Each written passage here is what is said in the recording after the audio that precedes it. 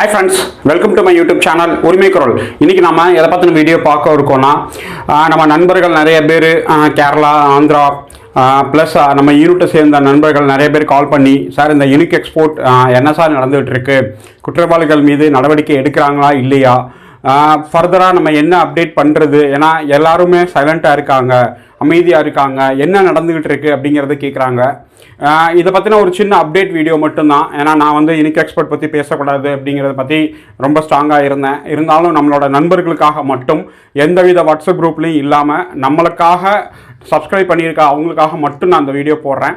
Video பிடிச்சிருந்தால் like பண்ணுங்கள், share பண்ணுங்கள், முடிஞ்ச அளவுக்கு யூனிக் எக்ஸ்போர்ட்டால் பாதிக்கப்பட்ட நபர்களுக்கு பகிருங்க, அவங்களும் தெரிஞ்சுக்கட்டும். ஃப்ரெண்ட்ஸ், இந்த யூனிக் எக்ஸ்போர்ட் விஷயத்தை நம்ம கையில் எடுத்ததுல இருந்து இப்போ வரைக்கும் நம்மளால் முடிஞ்ச அளவுக்கு உதவி பண்ணிக்கிட்டு இருக்கோம்.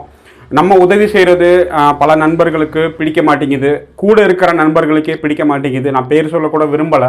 ஏன்னா ஒருத்தரை நம்பி ஏமாந்து இன்னொரு பக்கம் வந்தோம், அவங்க ஏமாத்துறாங்கன்னு இங்கே வந்தால் இங்கே அதை விட ஏமாற்றிக்கிட்டு இருக்காங்க. அதனால் யாரையும் நான் நம்புகிற மாதிரி இல்லை.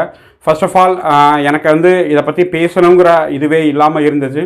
ஆனால் ரொம்ப குறிப்பாக பெண்களில் இருந்தும் ப்ளஸ் நம்ம கூட சர்வீஸ் பண்ண ஆர்மி நண்பர்கள் நிறைய பேர் கேட்டுட்டு இருக்கிறதால நான் சொல்கிறேன். சார், சார்ஜ் ஷீட் ரெடி பண்ணிக்கிட்டு இருக்காங்க, அது பண்ணிடுவாங்க அப்படிங்கிறது பல நாள் கோரிக்கையாக இருக்குது. ஆனால் இன்னும் முடிஞ்ச பாடு இல்லை. இதுக்கு பின்னாடி என்ன அரசியல் காரணங்கள் இருக்குது, என்ன அழுத்தங்கள் இருக்குது, இல்லை உண்மையிலேயே என்ன நடந்துக்கிட்டு இருக்குது அப்படிங்கிறது கடவுளுக்கு தான் வெளிச்சம். இன்றைக்கி நாளைக்கு நாளை கழிச்சு அப்படிங்கிறது அது தள்ளிக்கிட்டே போயிருக்கு. இதனால் எதிரிகளுக்கு அந்த பயம் இல்லாமல் இருக்குது. இது ஒரு விஷயம். ஏன்னா காவல்துறை நடவடிக்கை எடுத்துகிட்டு இருக்காங்க, அவங்களோட வேலைகளில் அவங்க வேலைப்பளுவுக்கு நடுவில் அவங்க வேலை பார்த்துட்டு இருக்காங்க.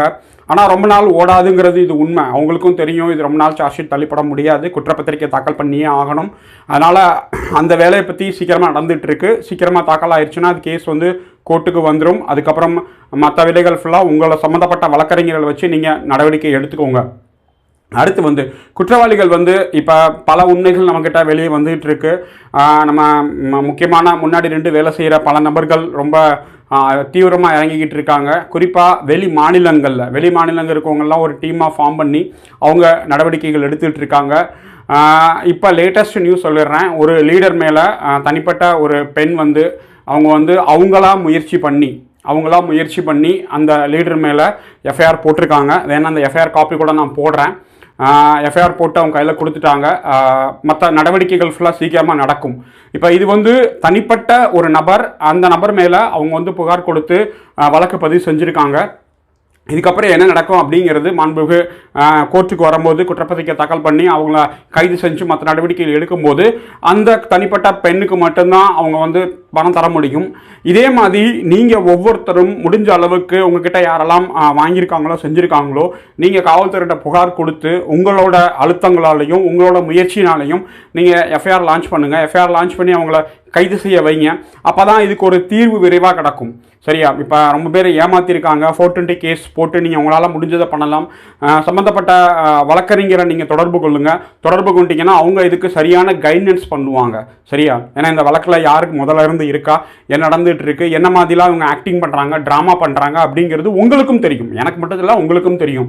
எப்படியெல்லாம் வாட்ஸ்அப் குரூப்பை அமுக்கி வச்சாங்க, இவங்களாம் டீலிங், எத்தனை மீட்டிங் போட்டாங்க, சமாதான பேச்சுவார்த்தைக்கு எத்தனை மீட்டிங் போட்டும் எதுவுமே நடக்கலைங்கிறது தான் உண்மை. இப்போ வரைக்கும் எதிரிகள்கிட்ட இருந்து ₹1 சிங்கிள் மணி கூட பாதிக்கப்பட்ட நபர்களுக்கு வரல.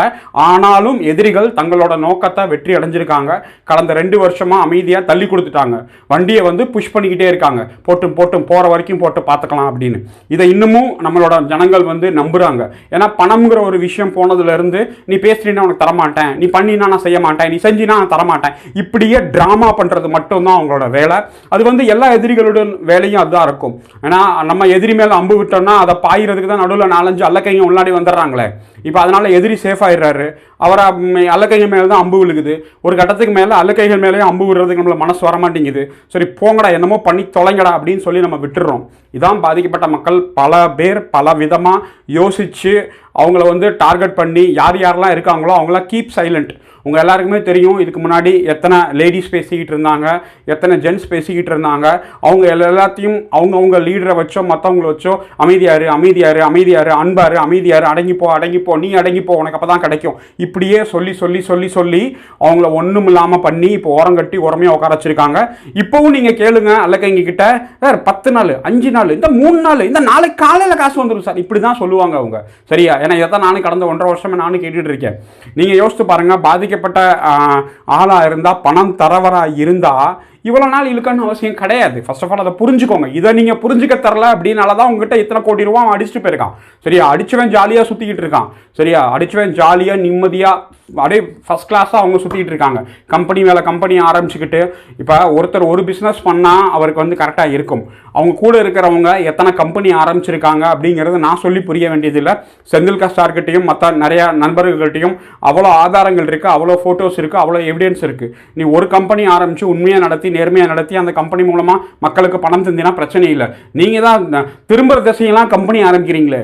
இந்த சென்னையில் போய் சிஎம் ஸ்டாரை பாருங்கள், ப்ளஸ் மாண்புமிகு உதயநிதி ஸ்டாலின் அவங்கள போய் பாருங்கள். அப்படி நீங்கள் பார்த்தீங்கன்னா தான் உங்களுக்கு ஏதாவது ஒரு வாய்ப்பு கிடைக்கிறது இருக்குது. ஏன் இப்போ எலெக்ஷன் வரப்போகுதுங்கிறது உங்கள் எல்லாருக்குமே தெரியும். அப்போ இந்த டயத்தில் பாதிக்கப்பட்ட மக்கள் எல்லாரும் ஒன்று சேர்ந்து ஒரு குடையின் கீழே வந்து போய் கேட்டிங்கன்னா உங்களை நடவடிக்கை எடுக்கிறது கண்டிப்பாக வாய்ப்பு இருக்குது. ஆனால் அதையும் அந்த அல்லக்கைங்க விட மாட்டாங்க.